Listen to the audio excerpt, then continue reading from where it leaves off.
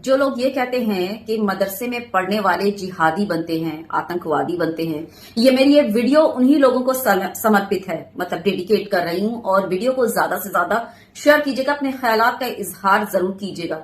Video like कीजिए या ना कीजिए, लेकिन शेयर जरूर होनी चाहिए, ठीक ना, ताकि वो जो कहते हैं ना वीडियो उन तक जरूर पहुंचे। मदरसा से पढ़े थे डॉक्टर राजेंद्र प्रसाद, जो बाद में भारत के पहले राष्ट्रपति बने थे। मदरसा से पढ़े थे मौलाना हसरत मोहानी, जिन्होंने इनकलाब जिंदाबाद का नारा दिया था। मदरसा से पढ़े थे डॉक्टर एपीजे अब्दुल कलाम, जिन्होंने भारत को मिसाइल दिया और उन्हें मिसाइल मैन के नाम से याद किया जाता है। मदरसा से पढ़े थे। मदरसा में पढ़े थे मुंशी प्रेमचंद, मदरसा में पढ़े थे राजा राम मोहन राय। तो मदरसा में पढ़ने वाले जिहादी नहीं, बड़ी बड़ी हस्तियां बनते हैं, बड़ी बड़ी हस्तियां।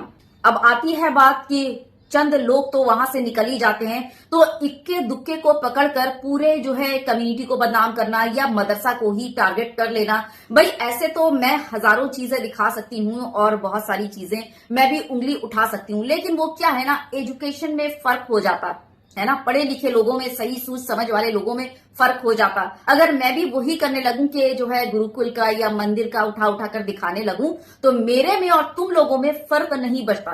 इसलिए मैं नहीं दिखाऊंगी। वो एक्सेप्शनल केस होता, जरूरी नहीं कि अगर किसी ने मंदिर में गलत हरकत कर ली तो पूरा हिंदू कम्युनिटी को टारगेट करके उसको जो है गंदा बोला जाए। नहीं, वो उस आदमी की गलती होती है, वो उस पर्टिकुलर आदमी की गलती होती है। उसके लिए पूरे को हम टारगेट बिल्कुल नहीं कर सकते, और जो ऐसा करते हैं उनसे बड़े चूतिए कोई नहीं हो सकते, है ना। तो बोलने का मतलब जो है ना, मदरसे में ना बड़े बड़ी हस्तियां बनते हैं, जो बोलते हैं ना कि जिहादी बनते हैं। तो भाई जरा जाओ और जाकर जो है ना हिस्ट्री यानी ये तारीख देखो, पलट कर देखो, तो सब चीजें समझ आ जाएंगी, कौन क्या था कौन क्या नहीं। मुझे बताने की जरूरत ही नहीं पड़ेगी, समझ गए ना। तो चलिए अब थोड़ा और आगे बढ़ते हैं। नेताजी सुभाष चंद्र बोस की जब जो आजाद हिंद फौज जब वो हारी थी ना, तो उनके 3 ऑफिसर्स को अंग्रेजों ने गिरफ्तार कर लिया था, बंदी बना लिया था। उसमें से एक था हिंदू प्रेम, दूसरा था मुसलमान शाहनवाज और तीसरा था सिख गुरुबख्श। तो अंग्रेजों ने इन तीनों को ये सोचा कि इन तीनों को बीच चौराहे में फांसी दी जाएगी, ताकि अगले लोगों को जो है ना ये सबक मिल जाए कि देखो अगर ऐसा करोगे तो तुम्हारा यही हशर होगा। तो बस फिर क्या था, फांसी की खबर जैसे ही फैलती है जनता के बीच, सारी जनता इकट्ठा होकर, ना वो हिंदू देखती, ना मुसलमान देखती, ना जात देखती, ना पात देखती, ना धर्म देखती, सारे के सारे इकट्ठा हो जाते हैं लाल किला पर और एक आवाज में ये नारे लगाते हैं, मांग करते हैं कि ये हमारे लोग हैं, इन्हें आजादी दो, इन्हें छोड़ो।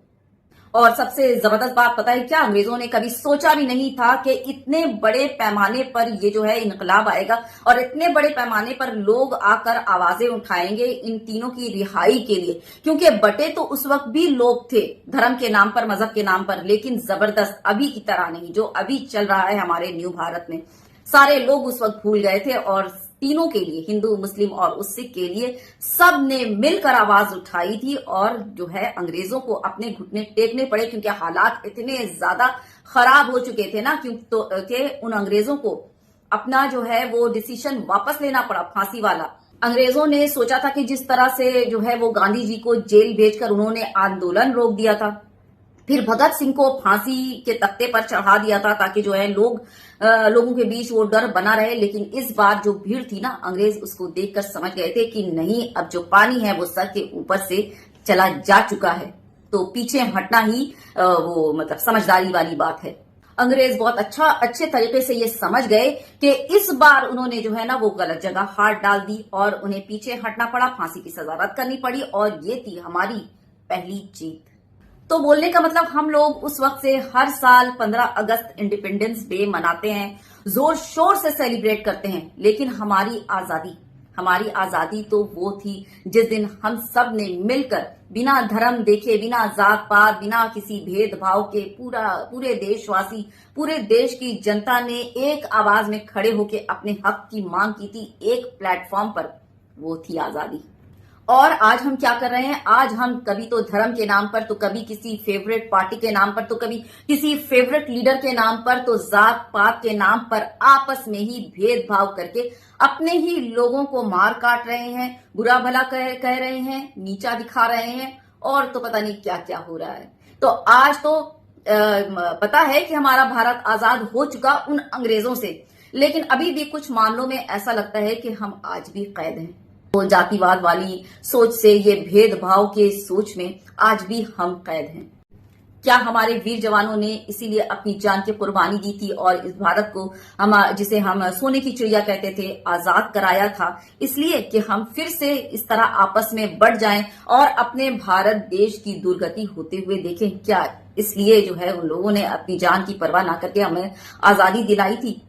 अगर वो देख रहे होंगे आज हमारे भारत का क्या हाल है, तो अफसोस कर रहे होंगे कि किन चूतियों के चक्कर में हम लोगों ने अपनी जानें गंवा दी। सच बताइएगा, क्या आज ये वही भारत है जो उस दिन लाल किला पर खड़े होकर सब ने एक आवाज में, बिना किसी भेदभाव, बिना किसी जो है धर्म देखे, जात पात देखे, एकजुट एक आवाज होकर अपनी मांग रखी थी एक प्लेटफॉर्म पर? क्या आज ये वही भारत है? कमेंट में जरूर जवाब दीजिएगा और वीडियो ज्यादा से ज्यादा शेयर कीजिएगा। बहुत ज्यादा अपना ख्याल रखिए।